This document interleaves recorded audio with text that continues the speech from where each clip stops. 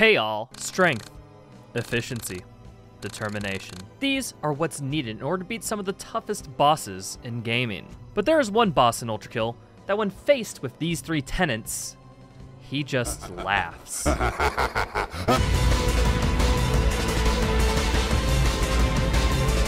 P2, Weight of the World, is highly regarded as the hardest level in all of Ultrakill. Some would go far enough to call it the hardest and or best level in FPS gaming. And looking at all its attributes on paper, I find it hard to disagree. This level has closed-in combat arenas stuffed with enemies, a tunnel of blood that will deal damage on contact, bosses as just regular enemies, and gimmicks to where you can hear Hakita metaphorically laughing at you.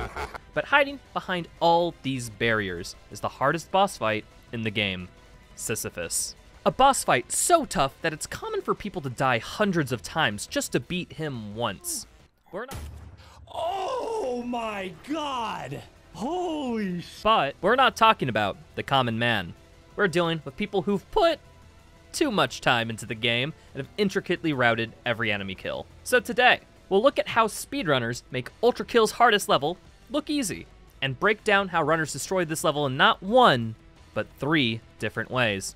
So without further ado, let's just get into it. First things first, P2. Why is this level so tough? This is because the level is actually a secret level from the developer. In order to unlock this level, a player must first P-rank literally every level in the second act of the game. P-ranking being getting the max score in a level.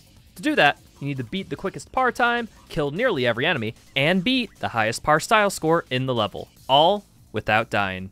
As well, the player must beat the other secret level, P1, Sole Survivor, and the only way you can unlock P1 is by P-ranking every level in the first act of the game. So in summary, you must perfect every single level, and only then would you be able to try P2. Like seriously, you could turn on cheats and no clip to the level, and the loading zone just doesn't even exist until the requirements are met. The reason that this level can be so hard in the first place is because it expects everyone that enters it to be intimately familiar with most of Ultrakill's mechanics. Anyone foolish enough to enter without doing that would not be having fun. Fun would be having them.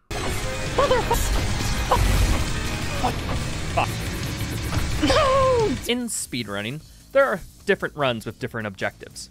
For variation's sake, runners in Ultrakill have 3 options for running an individual level. Any %, which is just get to the end as fast as possible. No requirements. Use any tool, except cheating, to get that number as low as possible. P % is the run that requires runners to get a P rank in the level. In P-2, this means every enemy will have to be killed and the style requirement will have to be met. Headshotting, multi-kills, swapping weapons and mods, and way more, all award points to the style meter. And lastly, we have NoMo, short for no monsters, which is just a fun movement-based category where the disable enemy spawns cheat is on. This is primarily there for runners who just like the movement of the game, but don't want to deal with all that pesky combat. Now, I'm just a 100% speedrunner of this game, and although I've been able to beat this level consistently, I'm not at the top of my game. Thus, a large majority of this footage has been recorded by Asunder and West Axel. They are both top runners at what they do, and they've helped me a ton in making this video. So, if you want to see some more of their sick runs, I'll put a link to their YouTube channels in the description. And with that all out of the way, let's start this analysis by taking a look at the NoMo run.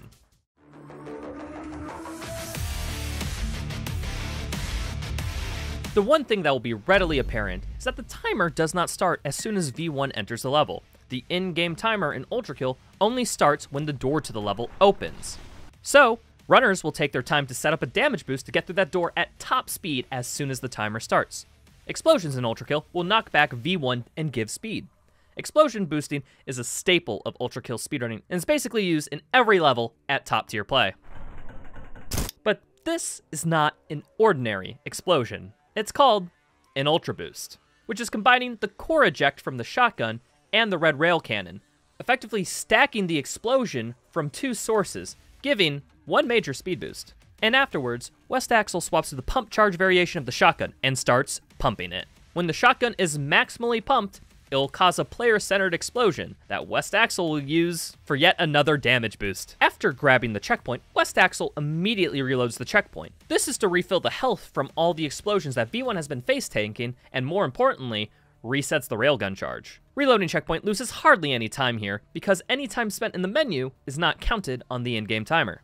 And the next thing that happens here is something called a rocket clip. The rocket launcher in Ultrakill is one of the game mechanics of all time. If V1 jumps onto a rocket, V1 will actually ride the rocket and influence its trajectory, which is frankly just one of the coolest things I've ever seen. Now, normally, this would be basically impossible, as you can't jump on a rocket, because as soon as you fire it, it'll be moving away from you. The blue modification for the rocket launcher is key here, as it will stop time for every rocket, even ones you don't fire. So, while active, a rocket will effectively spawn at V1's feet and allow them to easily jump on top of it. In order to make sure you're riding the rocket and not falling off it constantly, the game physically snaps V1 onto the rocket so they move together. Now, before you boot up the game, and try this on every wall in the game, this trick only works with select walls.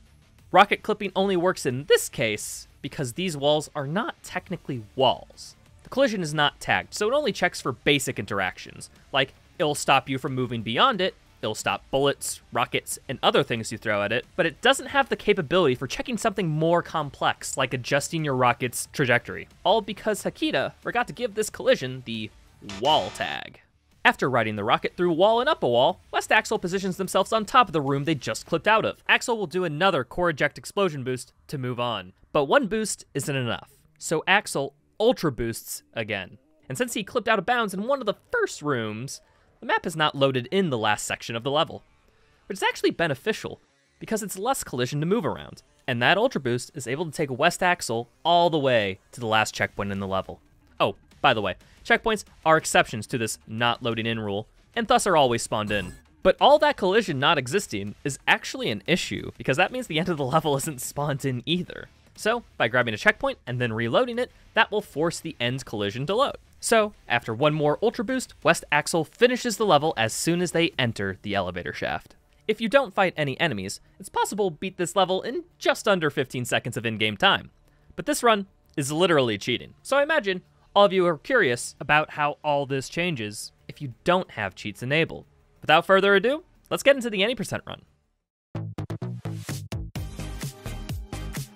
It should be noted that for NoMo and any % that these runs are done on a down-patched version of the game. This is because some strategies get patched out due to the game being in early access, and thus is updating constantly. The most important aspect in which this is applicable is the weapon wheel slowing time.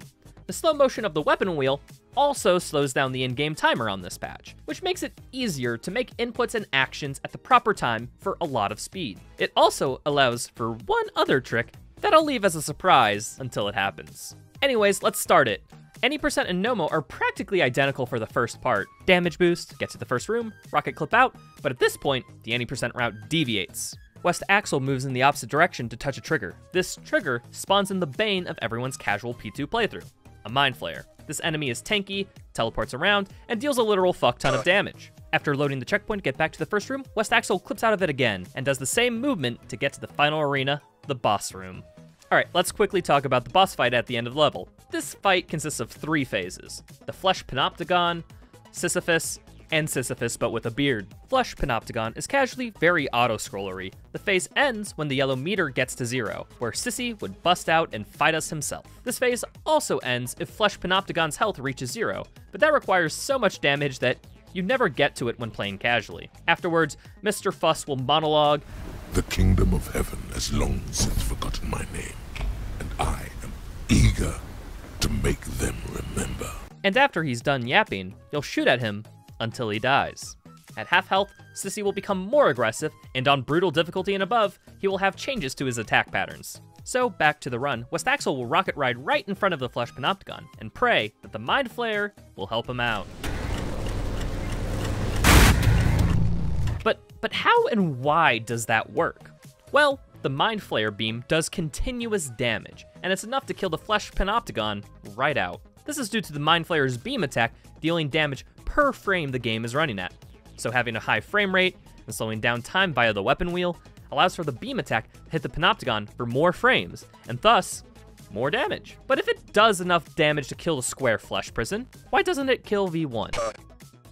The answer is that Ultrakill is actually a really nice game in some aspects. Every time V1 takes damage, they're invulnerable from all damage sources for about half a second. So V1 takes damage one time, while the Panopticon ain't so lucky to get any iframes.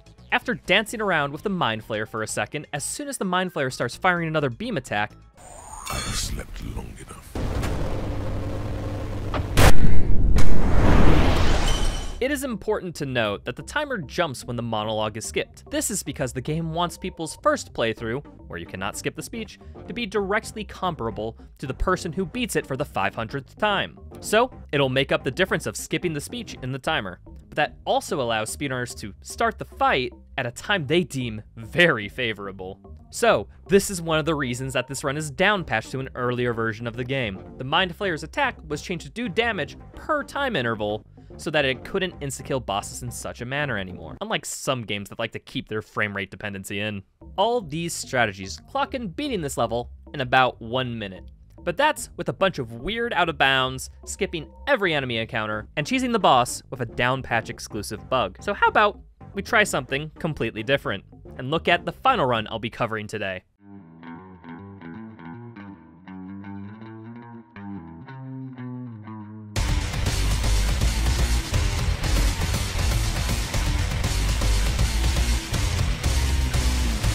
Okay, let's get a quick refresher. This run requires killing every enemy, and with style. And with all that combat, difficulty becomes a much more important factor. So, I'll tell you all, this run and any percent are both done on violent. This means that all enemies will move faster, attack faster, have their projectiles go faster, have new attacks, and overall just gaslight, gatekeep, and girl boss way harder than the lower difficulties. Despite having half the HP when compared to harmless difficulty, the increased enemy speed makes it undeniably faster for most levels. Runners don't run on Brutal or above because bosses get more HP, and some enemy AI changes on Brutal and above make combat strategies more inconsistent. And now that that context is out of the way, let's get into it. Starting off, you'll see that movement is a touch different. Instead of setting up for a damage boost, Asunder will instead opt to do a slam storage slide. This method is used instead of the damage boost because she needs that HP in order to not die. She makes sure to slide sideways for extra speed. But what is a slam storage slide? Slam,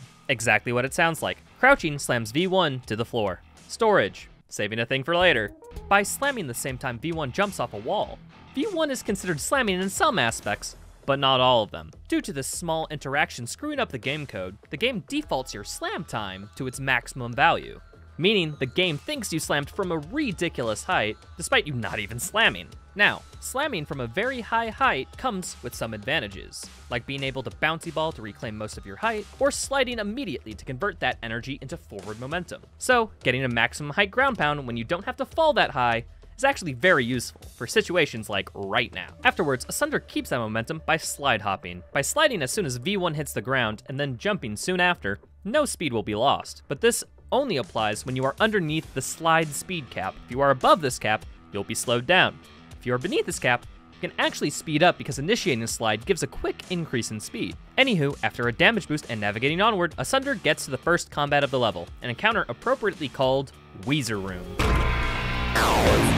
This is a tight room filled with 4 Cerberus who all want to pound you as hard as possible, and not in the fun way. And halfway through, a previous boss called the Ferryman will spawn. That wasn't enough, an enemy called a Virtue spawns outside that sends a holy beam of energy that will punish you for staying still. I think you can assume by fighting all of these enemies within a can of sardines can be difficult. But Asunder has a plan for it. First things first, she sets up 2 time-stopped rockets. But why? When a rocket is time-stopped, it just doesn't stay stationary. Getting time stopped allows the rocket to freeze charge to deal increased damage with whatever it hits next. Following it up, Asunder will fire a core eject from the shotgun and shoot that core to detonate it, allowing the core to explode at greater radius and greater damage. This will start a chain reaction that explodes both rockets, killing the 4 Cerberus. But remember that pesky ferryman will spawn in quite soon after. So Asunder will set up to spawn cap him with something called a rail coin. Coins in Ultrakill are the most spaghetti to ever spaghetti with how much it interacts with literally every game mechanic. so we'll curb fully explaining them, as no one knows how truly deep that rabbit hole goes, and we're just gonna talk about what's relevant here. The coin attachment for the pistol just allows you to throw coins and shoot them. Upon hitting a coin, the bullet will try to go to any other coin in the air, and then hit an enemy in the most violent way possible. This coin mechanic applies this way to any hit-scan attack, including the rail cannon. The railgun is a power weapon that Ultrakill is built around. Basically, it's a weapon with such a big cooldown that you'll keep track of it while you're using your other guns, because when it's fully charged, you can deliver a big amount of burst damage, a big-ass explosion, or a drill. It's just a drill. And now that you know the drill, let's look into how this ferryman just dies instantly. Asunder here throws a coin behind the ferryman and then shoots the coin through the ferryman. This shot will go through the ferryman because it's a freaking railgun. It'll hit the coin, and thus the shot will target the ferryman, hitting them again. So one can see, with just combining the rail with a coin, you can effectively get 2 birds with 1 stone. But only 1 ricochet isn't enough to kill him, which is why Asunder throws a second coin in front of the ferryman while the bullet is busy bouncing around. So now it does the reflection twice, allowing for 3 effective rail shots on the ferryman, with an extra rocket afterwards just being icing on the cake. Immediately after, an absolute cat jam plays, and we can show these virtues what they're good for. Absolutely. 1 full overpump instantly kills virtues if you're close enough to them. Now, I know what you might be thinking. Overpumping there is risky because we'd be taking damage as well as damaging the virtues. Well, actually, no. It can only deal damage to V1 if they are vulnerable. And vulnerability frames don't only apply to when you take damage, they also apply while you dash. So time a dash input slightly before firing the overpump and you get off scot-free. So that's exactly what Asunder does here, allowing the knockback shockwave of virtues dying to applying action movie boost all the way to the next arena. While flying, Asunder makes sure to drop a green saw at a specific point to kill enemies when they spawn in. What are saws? Sock on D's nuts. Saws are an alternate fire for the nail gun, and the nail gun is basically a minigun. So the saw launcher is literally a minigun filled with saw blades, and the only thing more metal than that is the green saw. Now normally, how this works is that you would fire the primary fire of just typical saws to charge the secondary fire, which is a super saw. The more you charge the oversaw, the more damage it does, and the more times it hits enemies while passing through them. One point of nuance that you won't see because Asunder is just moving that darn fast is that she fired a fully charged saw, but only fired 1 saw beforehand. This is because firing the blue saw and then swapping to the green variation fully charges the oversaw. Why?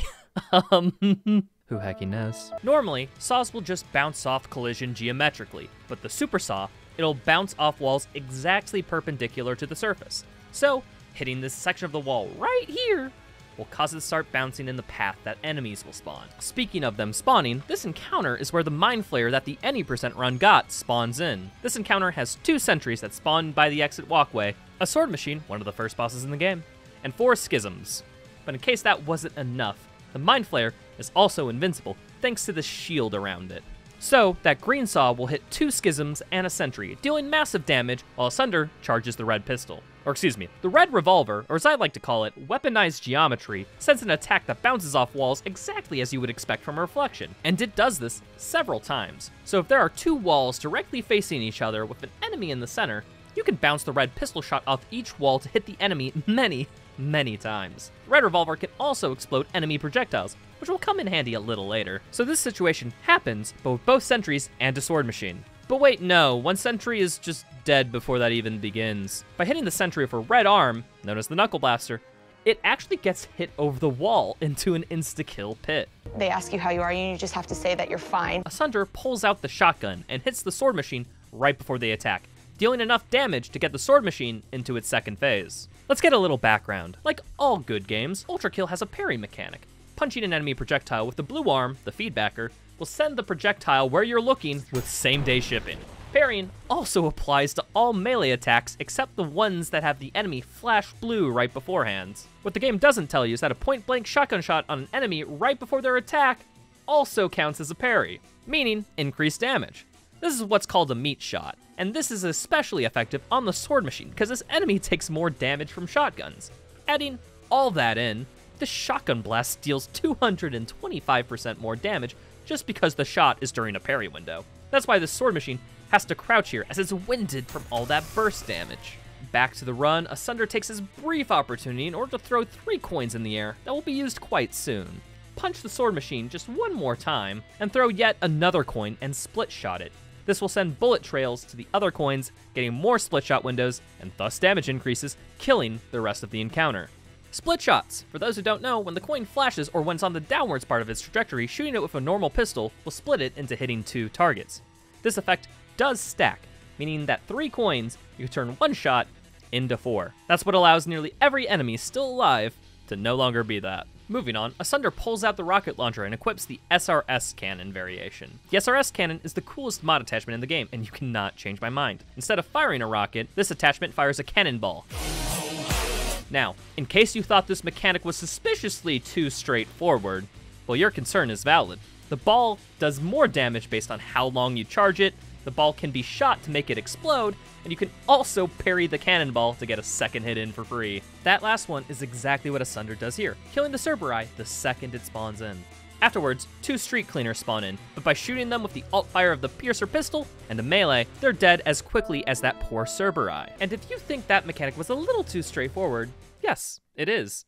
The piercer pistol is basically a big laser attack that just pierces enemies. That's it. You know what? This is actually a good excuse to talk about the revolver. The revolver has 2 firing modes, the default and the slab. The slab has a slower firing rate, but more damage. This also applies to the weapon's attachments. So the blue and red variations are given the slab, while the green variation is given just the regular. This is because split shots are impossible with slab revolvers, and killing 2 things at once is very valuable in the run. We can bounce the longer cooldowns of the blue and red pistol by just using other weapons while they're cooling down. Moving on, we have perhaps the hardest enemy encounter in the entire game. Why?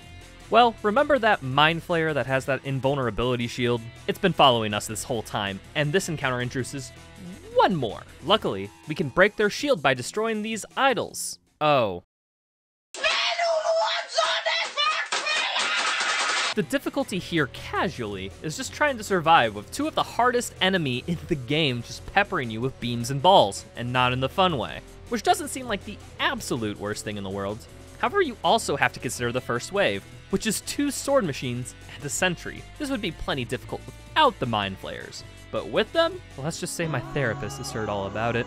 So to deal with the first wave, Asunder will do a dash rocket slide jump, as simple as it sounds, and then send out an oversaw, where it will hit both sword machines as they spawn in. After swapping to the overpump and cocking it twice, Asunder will meat shot 1 sword machine, knuckle blast the sword machine in its stupid little face, and then deliver 1 more shotgun shot, killing it quite quickly. Then, she'll do the same thing to the other sword machine, and all that's left is the sentry, but that will die to a cannonball parry nearly instantly. Immediately after, the second and hardest wave of the encounter spawns.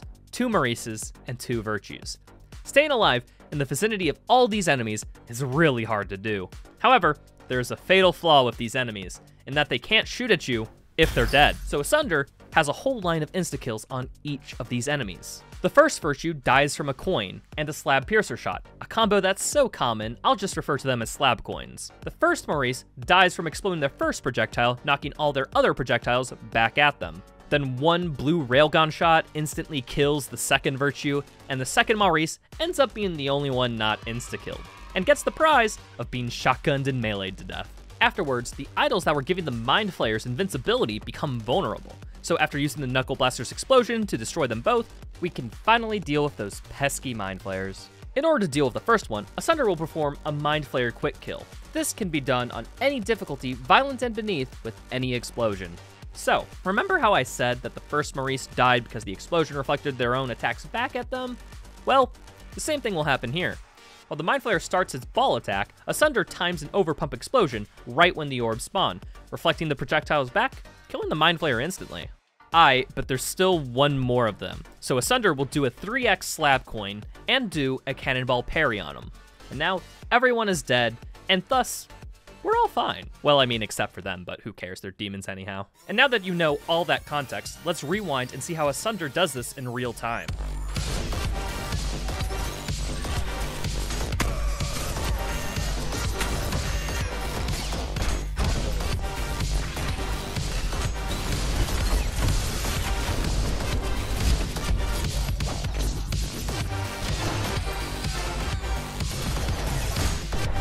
I swear, this is the first game that I think requires an Adderall prescription. A piece of equipment I have not mentioned yet that you've seen some use of is the Whiplash. That's the grappling hook in this game. It will pull small enemies towards you, but you towards big enemies. This is important for getting close to deal max damage or to get extra health.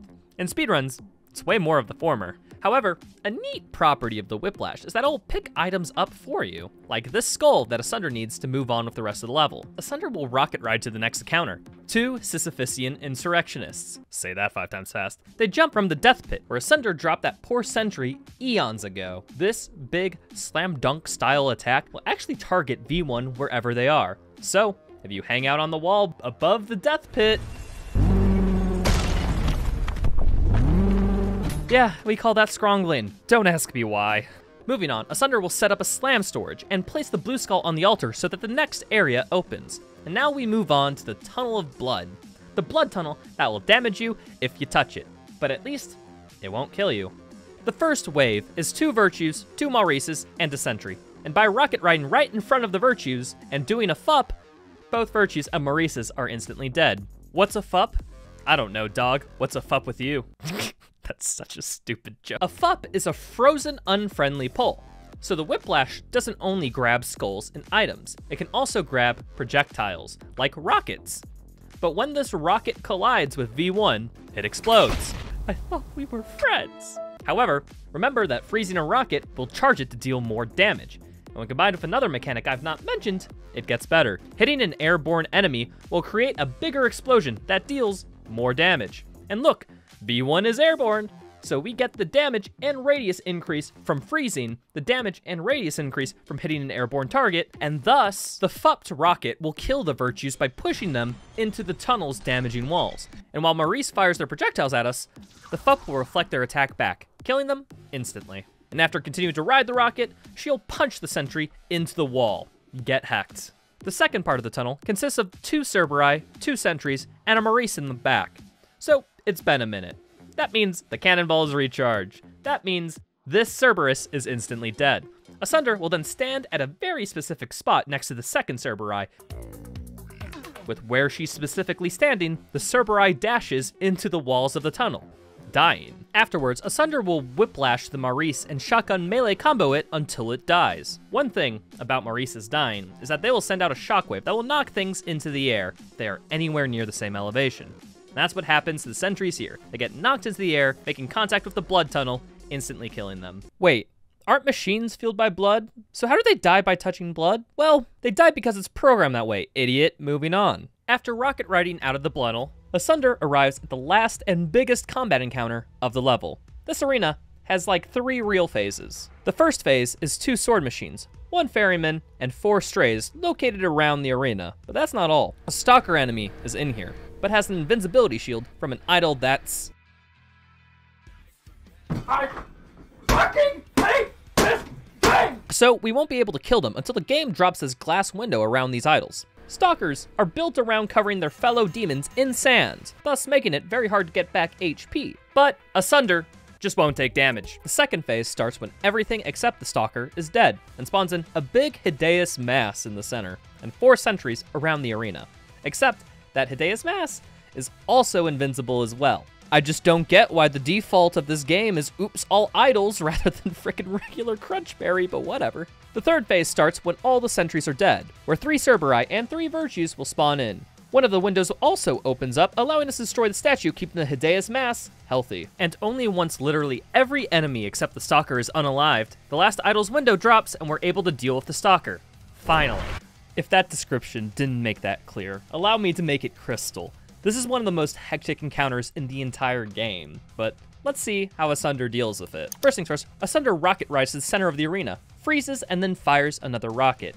And as soon as the enemies spawn, she'll jump off the rockets and unfreeze, getting some initial damage on the ferryman. After that, she'll place some magnets and saws, and jumper cable onto a sword machine.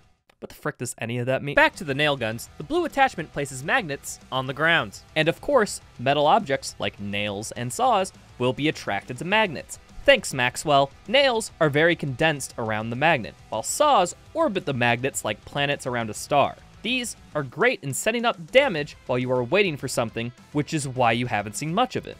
Because speedruns don't do much waiting, funnily enough. The red variation of the nail gun is the jump start. Hook onto an enemy with the jumper cables, and after a certain amount of time, an electric shock will be given to them that will spread to nearby enemies and jump off magnets and nails for extra distance. This jump start time can be shortened by hitting an enemy with saws or killing that enemy. So Asunder sets up a saw trap and pumps nails into the first sword machine, parries its first attack to stun them, and then moves on to the second sword machine. After hearing the jumpstart go off, Asunder performs an ultra boost without the boost. I'll call that an ultra. With all of this big area of effect damage, both sword machines and the ferryman are dead. To deal with the strays, Asunder will throw and shoot a few coins to kill all of them. And then moving on to the second phase, Asunder will fire a few saws and an oversaw at 2 of these sentries. Now, they aren't dead, but just give that oversaw a few bounces. She'll then slab coin to kill the third sentry, and then cannonball parry the last sentry, moving us on to the third and final phase. As the statue gets exposed beside her, she'll melee to kill it and then move on to the virtues all the way up in the air. The first virtue dies to an overpump, while the remaining 2 die to getting shotgun parried and meleeed. Cleaning up all the enemies in the center, she'll lay down some saw traps using the magnets and then jumpstart the Hideous Mass, and if all goes right, all the enemies will be dead as soon as she ultras. But Asunder tosses coins here to clean up any enemies that might still be alive. And after destroying the statue and that pesky stalker, she's done. But now that you know how that encounter works, let's take a look at it one more time.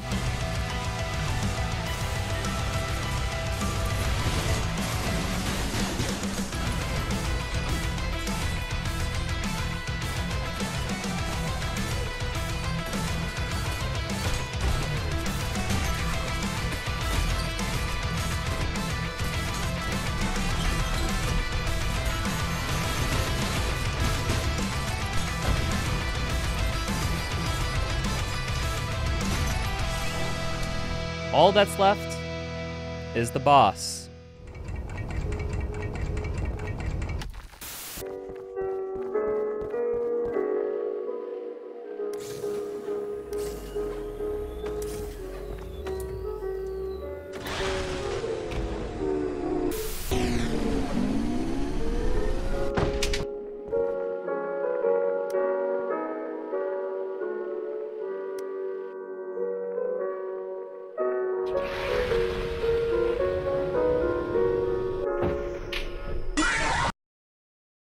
This starts with the Flesh Panopticon. As a reminder, this phase ends when that yellow meter reaches 0. It will naturally drain over time, however, dealing damage to the Flesh Panopticon also drains this meter. So the goal during this phase is to do as much damage as physically possible. And Asunder does a lot to do that. She starts by creating and lighting on fire a oil puddle beneath the Panopticon, freeze charging a rocket, attaching a saw trap onto it, jump starting the Panopticon, more saws, red revolver shot, shoot with the railgun drill, then punch that drill to deal more damage, cannonball parry, spam more saws, and then shotgun melee combo until it is dead. While all that was going on, they also constantly slammed on top of the prison for just that little extra bit of damage. After that phase is over, Asunder does something unconventional here. She starts throwing, punching, and shooting coins.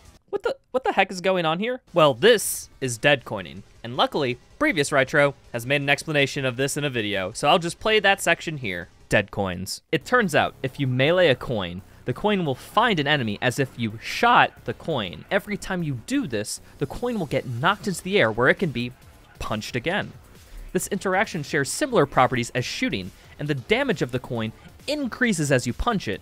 Hell, the damage increase even transfers to your shots when you hit it afterward. There is no cap on the damage of a single coin, as long as you are continuously hitting an enemy with said coin. But if you hit a coin against the surface, the damage is capped after 3 punches. And the shot can bypass this damage cap by use of a dead coin. This is done by shooting the live coin as we throw a fresh coin into the arena. There is a grace period where the fresh coin is in a dead state for about 1/10 of a second after you throw it. In this period, it cannot target any enemies. But the dead coin can be targeted by the live coin. So if you shoot the live coin during this grace period, the shot gets reflected back to the dead coin.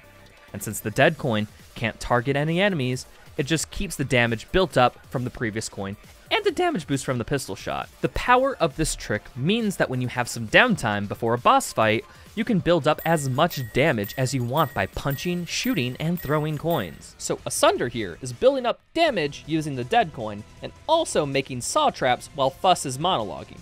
And after building up all that damage, Asunder will punch that coin, hit that coin with a piercer shot, while also hitting Sissy, blue rail shot, and cannonball just for safety. That's it. That was really bad. Timing ends as soon as Fuss, Sissy's health bar reaches 0. So, if enough goes right, speedrunners can P% P-2 in just under 3 minutes. And yeah, in all 3 of these categories, Sisyphus is just kind of a joke. Not even one attack was gotten off. Alright, now, I know what you might be thinking.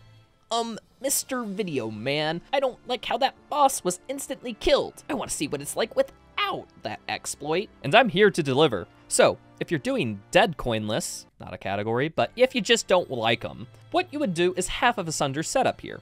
You just put saws on the ground while he's monologuing, getting as many high charge oversaws in there as possible, and as soon as he ends his monologue, you do a 4x slab coin in the air, and then hit him with the blue rail, and then start shotgun punch swapping the heck out of this dude.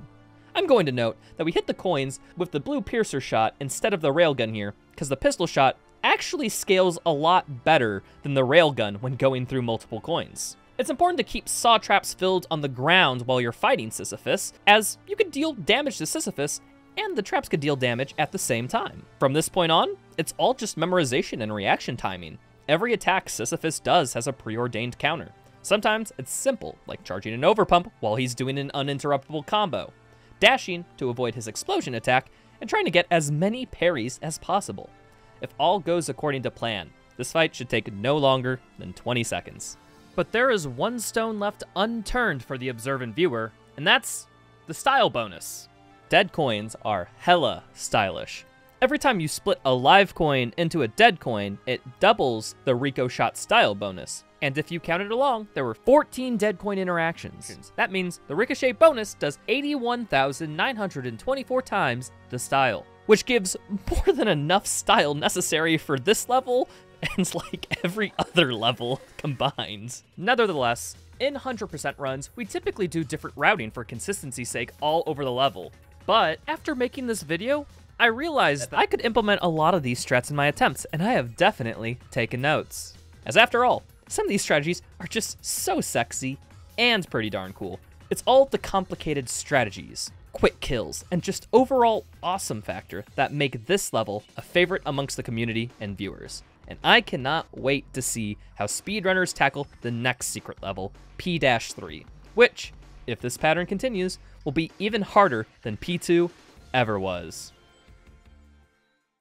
And if you like this video, make sure to read Worm. Okay, and now that you did that, Bloodshot 9001 is really happy. I just want to let you all know I have a Patreon, and I also stream. Feel free to stop by either. Peace.